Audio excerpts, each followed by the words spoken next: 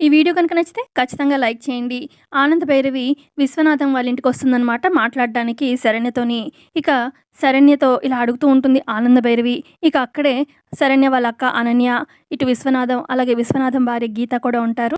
ఆనంద శరణ్యని ఇలా అడుగుతుంది. "నీకు మా అబ్బాయి నచ్చలేదా?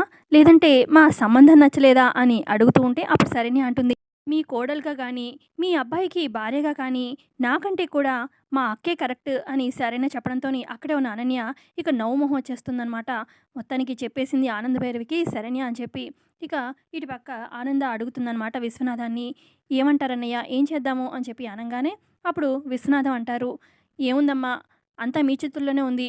మీ ఇష్టం. మీరెలా చెప్తే అలా" అని చెప్పి విశ్వనాథం అంటారు.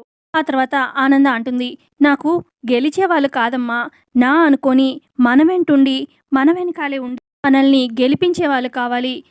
అందుకే శరణ్య, నాకు నువ్వే మా ఇంటికి కోడలుగా రావాలనుందమ్మా" అని చెప్పి ఆనంద చెప్పడంతోని ఇక ఆ మాటకి ఇటు అనన్య అయితే ఒక్కసారిగా షాక్ అవుతుంది. ఇంత ఇదిగా చెల్లితో చెప్పించినా కూడా ఏంటివిడ అని చెప్పి కోపంగా అనన్య చూస్తూ ఉంటుంది. ఇక శరణ్య ఏమో చాలా షాక్‌లో, ఇదేంటి ఇప్పుడు అక్క నా మీద ఇంకా కోపం పెంచుకుంటుంది కదా!